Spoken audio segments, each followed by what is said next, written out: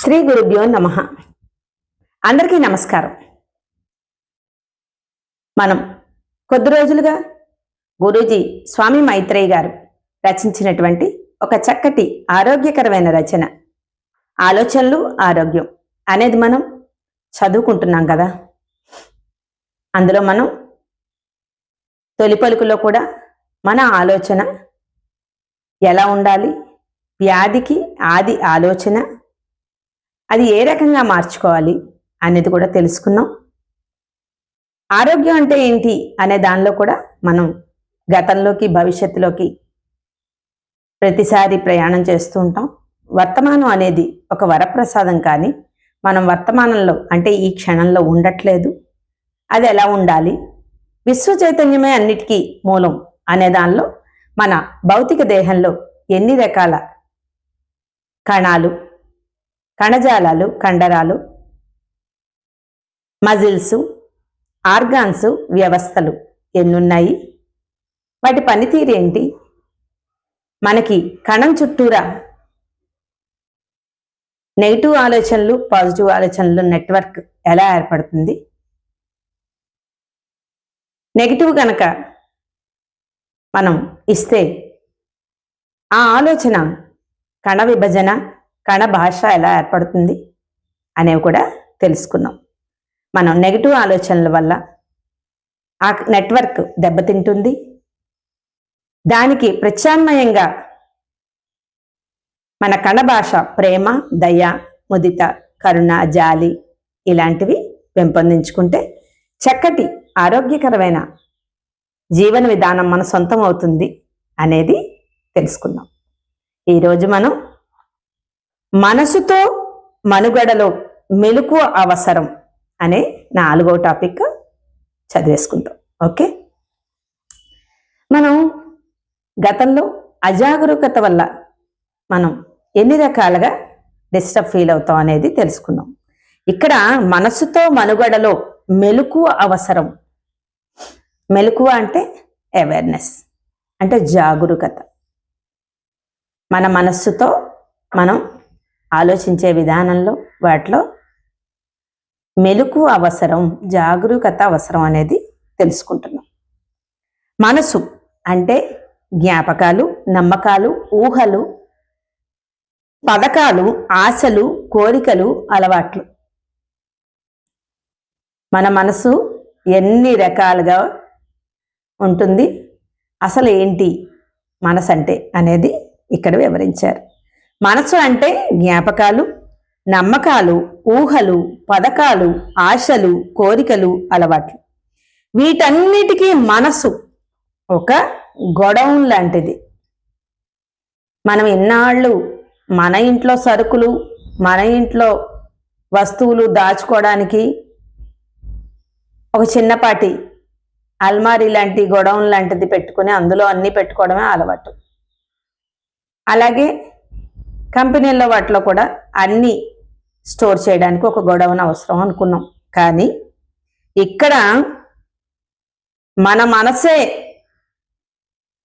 ఏవైతే జ్ఞాపకాలు, నమ్మకాలు, ఊహలు, పథకాలు, ఆశలు, కోరికలు ఇవన్నీ ఉన్నాయో ఆ అలవాట్లన్నిటికీ ఒక గొడౌన్ లాంటిది అనేది తెలుసుకుంటున్నాం. జ్ఞాపకాల రూపంలో మనసు ఎల్లప్పుడూ ప్రస్తుత క్షణానికి అడ్డుపడుతూ ఉంటుంది. సాధారణ ప్రస్తుత క్షణంలో ఉండడం చాలా సులభం అని గురువుగారు చెప్తూ ఉంటారు.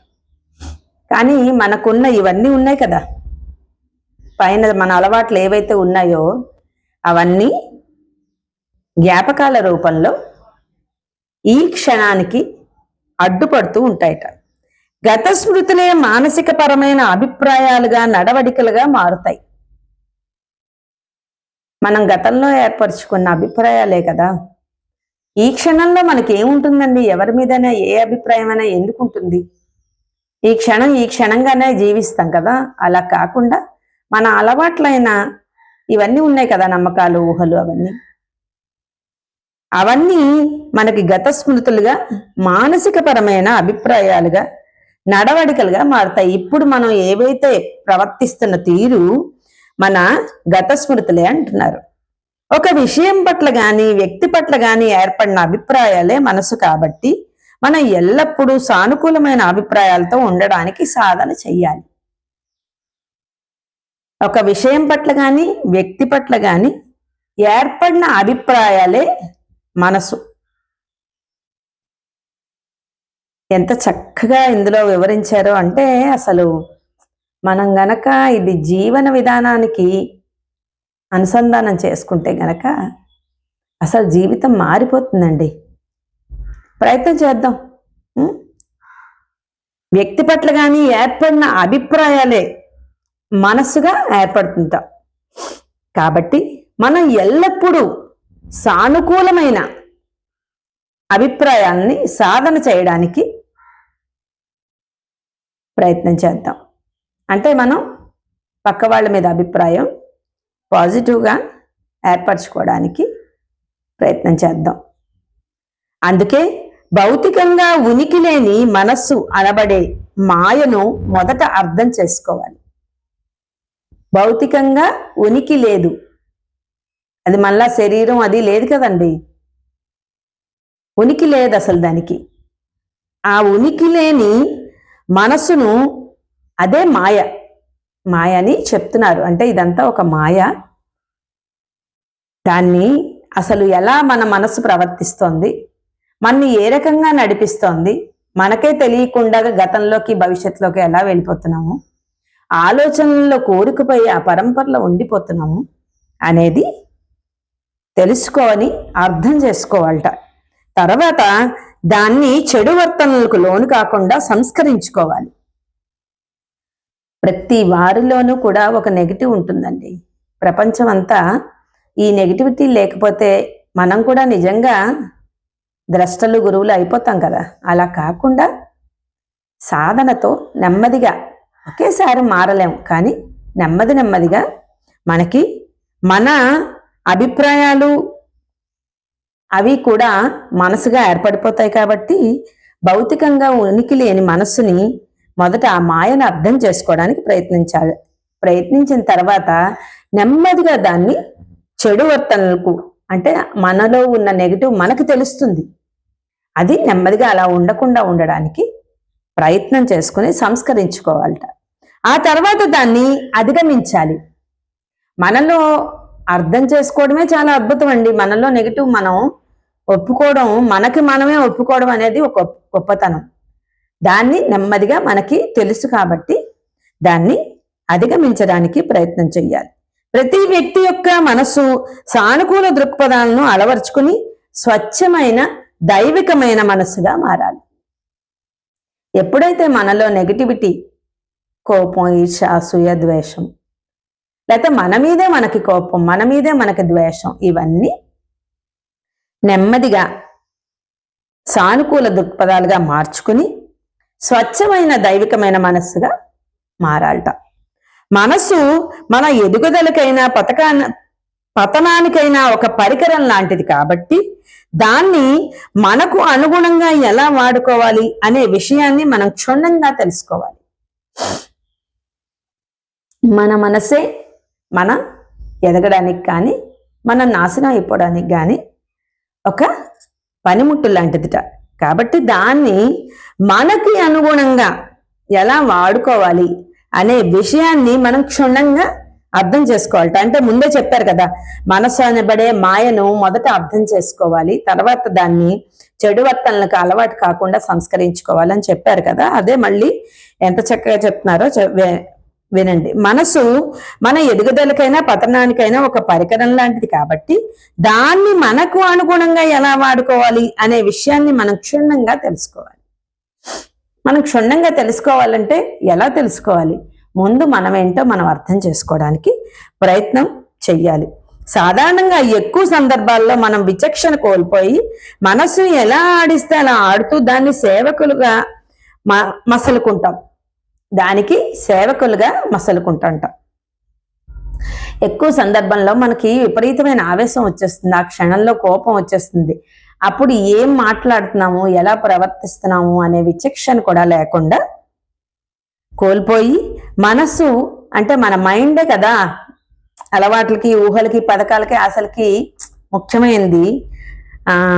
ముఖ్యంగా అదే కారణం కాబట్టి మనసు విచక్షణ కోల్పోయి మనసు ఎలా ఆడిస్తే అలా ఆడుతూ దానికి సేవకులుగా అంటే సర్వెంట్లుగా మారిపోతున్నట. మనసు మనకి యజమాని అవుతుంది అంటే మనం కాదు దాని యజమాని. మనం ఎలా చెప్తే మనసు అలా వింటలేదు, మనసు ఎలా చెప్తే మనం అలా వింటున్నాం. అది మనకి ఓనర్ అయిపోయింది ఇక్కడ. ప్రతికూలమైన భావావేశాలు అంటే ఎమోషన్స్ కలిగినప్పుడు వాటితో కలిసిపోకుండా విడిపడి వాటిని విశ్లేషించుకోవాలి. ప్రతికూలమైన అంటే నెగిటివ్ ఆలోచనలు, భావావేశాలు, మన ఎమోషన్స్ కలిగినప్పుట వాటితో కలిసిపోకుండా అంటే మనం ఏం చేస్తున్నామో మనకే తెలియని అజాగ్రత్తతోటి విచక్షణ లేకుండా ప్రవర్తించకుండా వాటితో విడిపడి అంటే మనం ఏం చేస్తున్నామో అనే ఎరుకతో మనం గమనించుకుంటూ వాటిని విశ్లేషించుకోవాలి. మన బుద్ధి కుశలత్వాన్ని సక్రమంగా వాడుకుని నెగిటివ్ భావాల నుంచి బయటపడాలి. మనస్సుని మనకు సానుకూలంగా వాడుకునే దక్షత మనలో వస్తే మనస్సుకి మనమే యజమానులు అవుతాం. ఎప్పుడైతే నువ్వు ఈ విచక్షణని కోల్పోయే విధానాన్ని గమనిస్తూ నిన్ను నీవు సంస్కరించుకొని అలాగే మనల్ని మనం అర్థం చేసుకునే విధంగా మారితే గనక మనసుకి మనం బానిసలు అవ్వకుండా దానికి యజమానులుగా అవగలుగుతాం. శరీరం మనస్సును పదార్థం శక్తి అని మనం గుర్తించాలి. శరీరం మనస్సుల్ని అంటే శరీరం పదార్థం, మనస్సు శక్తి అని మనం గుర్తించాలి. పుట్టుకతో మనకు మనసు ఉండదు. మనం పుట్టినప్పుడు స్వచ్ఛంగా పుడతాం కాబట్టి అప్పుడు మనకి మైండ్ లేదు. అణచివేయబడిన శారీరక పరమైన కోరికల వలన మనస్సు ఏర్పడుతుంది. మనం ఎప్పుడైతే ప్రతిదీ సప్రెస్ చేసుకుంటాం కదా, ముఖ్యంగా ఆడపిల్లలు ఎలా అంటే పైకి మాట్లాడలేరు, లోపలే దాచేసుకుంటారు. అలాగే కొందరు మగవారు కూడా అలాగే ఉన్నారు అనుకోండి. ప్రతి వారు కూడా మన లోపల భావావేశాలని బయటకి చెప్పుకోలేని పరిస్థితుల్లో మనం ఏం చేస్తామంటే అది లోపలే దాచేసుకుంటాం. అదే మనకి ఒక సప్రెసివ్ మోడ్లో లోపలికి వెళ్ళిపోతుంది. శరీరం మనసుల పదార్థం శక్తి అని మనం గుర్తించాలి. పుట్టుకతో మనసు ఉండదు కాబట్టి అణిచివేయబడిన శారీరక పరమైన కోరికల వల్ల మనసు ఏర్పడుతుంది. ఎప్పుడైతే ఇలా మనం మాట్లాడలేని స్థితి అంతా లోపల దాచేసుకొని ఆ శక్తిని సప్రెస్ చేసేస్తామో అదే మనసుగా ఏర్పడుతుందిట. శరీరానికి అవసరాలు, మనసుకు కోరికలు ఉంటాయి. శరీరానికి శారీరక పరమైన అవసరాలు చాలా ఉంటాయి, అలాగే మనసుకి కోరికలు ఉంటాయిట. శరీరానికి కోరికలు ఉండవు, మనసుకి కోరికలు ఉంటాయి. చూడండి, శారీరక అవసరాలను సక్రమంగా సంతృప్తి పరిచినప్పుడు మనసులో కోరికలు ఉత్పన్నం అవడానికి ఆస్కారం ఉండదు. మనము ఎప్పుడైతే ఈ శారీరక అవసరాలను సంతృప్తి పరిచి సప్రెసివ్ మోడ్లోకి వెళ్లకుండా మనసులో కోరికలు ఉత్పన్నం అవడానికి ఆస్కారం ఉండదుట. మనలో కలిగే ఒత్తిడికి మూల కారణం మనస్సులో కలిగే కోరికలే. మనలో కలిగే ఒత్తిడికి మూల కారణం మనసులో కలిగే కోరికలేట. అంటే మనం మనసును అర్థం చేసుకోగలిస్తే మనం విచక్షణతో ఉన్న కోరికను కోరుకుంటున్నామా, విచక్షణ రాహిత్యంగా విచక్షణ లేకుండా కోరుకుంటున్నామా, అసలు అది మనకు అవసరమా లేకపోతే లేదా అనే ఒక్క అవేర్నెస్ ఉంటే గనక ఆ కోరిక మనం తీర్చుకోవాలా వద్దా అనేది కూడా ఎరుక కలుగుతుంది మనకి. మనలో కలిగే ఒత్తిడికి అది ఒక ఒత్తిడిగా మారదు, లేదంటే స్ట్రెస్తో నిండిపోయి ఉండి అది మనసుగా మారిపోతుందిట. ఒత్తిడికి మూల కారణం మనసులో కలిగే కోరికలే. మన శరీరం చేతనాపరమైన భాగం అయితే మనస్సు అచేతనాపరమైన భాగం. మన శరీరము చేతనతో కూడుకున్నదైతే మనస్సు అన్కాన్షియస్తో అచేతనంగా ఉంటుందిట. మనస్సు అతి చంచలమైనది, అంటే ఒక స్థిరంగా ఉండదు. అది ఆలోచనల పరంపరే మనస్సు. ఆలోచనలు సానుకూలమైనవైనా ప్రతికూలమైన మన ప్రమేయం లేకుండా నిరంతరం సాగుతూనే ఉంటాయట.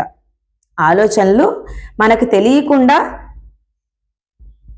సానుకూలమైన ప్రతికూలమైన మన ప్రమేయం లేకుండా నిరంతరం సాగుతూనే ఉంటాయంట. మనకే తెలియకుండా మంచివైనా చెడువైనా సరే, నెగిటివ్ పాజిటివ్ ఏదైనా ఒకటి అది ఇది అనేం లేదు, అలా కంటిన్యూస్గా సాగుతూనే ఉంటాయట.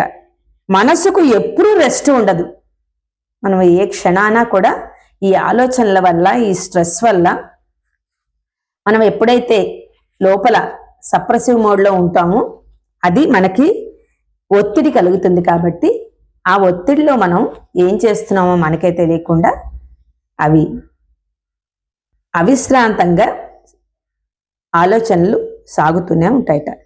మనసుకు ఎప్పుడూ రెస్ట్ ఉండదు. ఎల్లప్పుడూ ఏదో ఒక సమాచారాన్ని నింపుకుంటూ ఉంటుంది మనస్సు. దానికి విశ్రాంతి, రిలాక్సేషన్ ఇవ్వనంత వరకు మనకు శాంతి, నెమ్మది చేకూరదు. మనం ఎప్పుడైతే ఈ కంటిన్యూస్ స్ట్రెస్ పెట్టుకున్నాం అనుకోండి, అదే అనారోగ్యానికి మూల కారణం అవుతుంది. ఈ అనారోగ్యానికి, ఈ స్ట్రెస్ పెట్టుకోవడానికి కారణం ఏంటి? మన సప్రెషన్స్. మన సప్రెషన్స్ ఎలా ఏర్పడతాయి? మనం సానుకూలమైన జీవితం ఏర్పరచుకోకపోతే ఏర్పడతాయి. మనం లోపల దాచేసుకొని భావావేశాలని లోపల దాచేసుకోవడం వల్ల మనకి సప్రెషన్స్ ఏర్పడతాయి. అంటే ఒకదానికి ఒకటి రిలేషన్ ఉంటుందన్నమాట, రిలేటివ్గా ఉంటాయి. కాబట్టి మనం జాగ్రత్తగా అవేర్నెస్తో మన మైండ్ ఏ రకంగా ప్రవర్తిస్తోంది దాన్ని జాగ్రత్తగా సంస్కరించుకునే అవసరం ఎంతైనా ఉంది. ఎల్లప్పుడూ ఏదో ఒక సమాచారాన్ని నింపుకుంటూనే ఉంటుంది మనస్సు. దానికి విశ్రాంతి, రిలాక్సేషన్ ఇవ్వనంత వరకు మనస్సు శాంతి, నెమ్మది చేకూరదు. ఒక ధ్యాన ప్రక్రియే మనస్సును ప్రశాంతతను చేకూరుస్తుంది. ఒక్క ధ్యానమే, అంటే మనం శాంతి, నెమ్మది చేకూరాలంటే ధ్యానం ఒక్కటే మార్గం అని ఈ పుస్తకంలో వివరిస్తున్నారు గురువుగారు. ధ్యాన ప్రక్రియ మనస్సుకు ప్రశాంతతను చేకూరుస్తుంది. ధ్యానం వల్లనే మనస్సులో మిగిలిపోయిన తీరని కోరికలను కరిగివేయబడి మానసిక శుద్ధి జరుగుతుంది.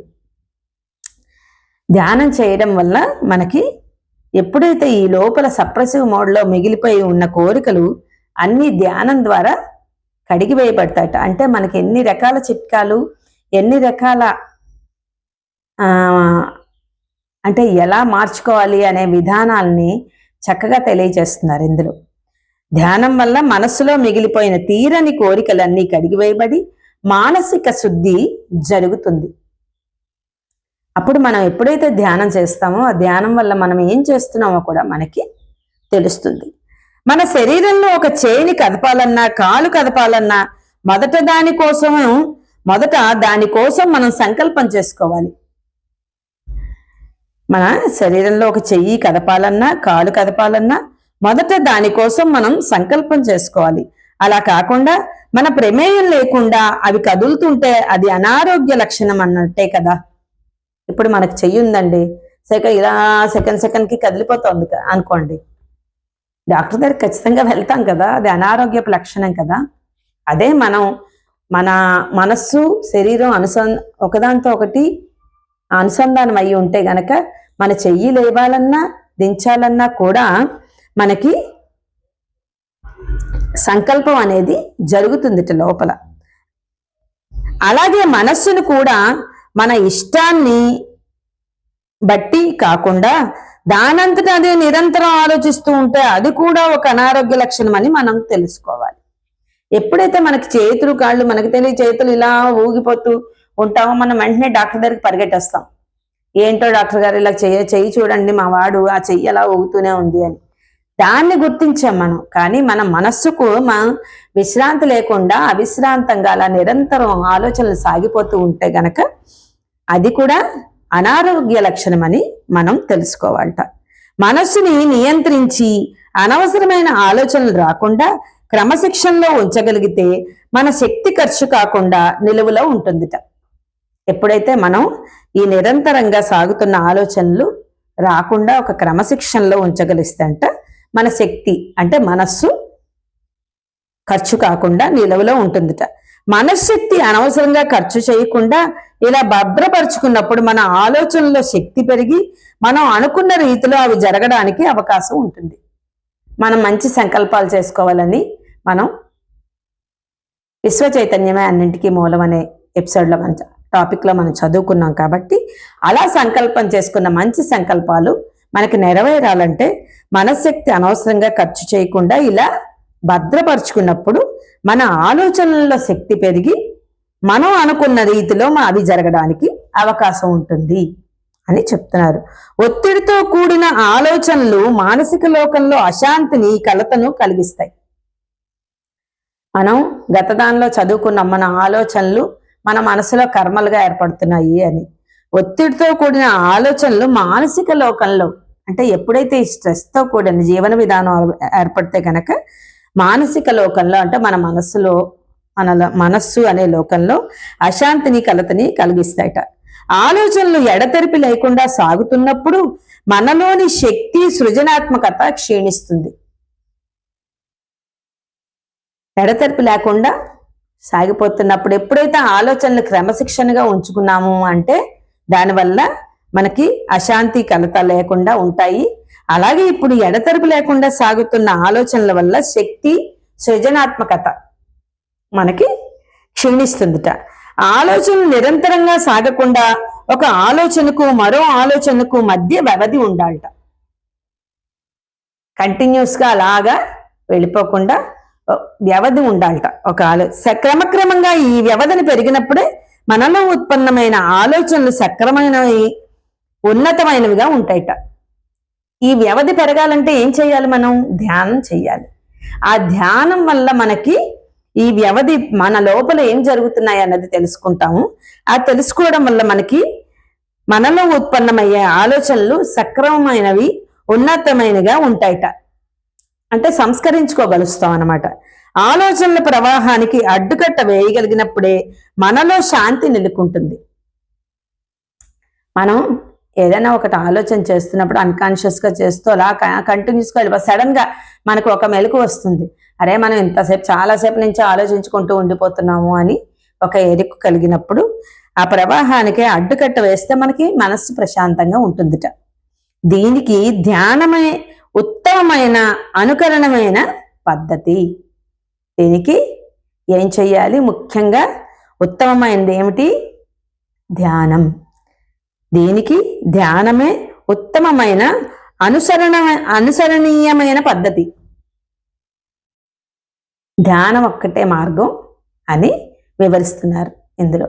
మనం నెక్స్ట్ కంటిన్యూ చేసుకుందాం. నెక్స్ట్ ఇదే టాపిక్ని ఇంకా ఉంది, నెక్స్ట్ సెకండ్ పార్ట్లో కంటిన్యూ చేసుకుందాం. ఓకేనా? నమస్కారం, ధన్యవాదాలు.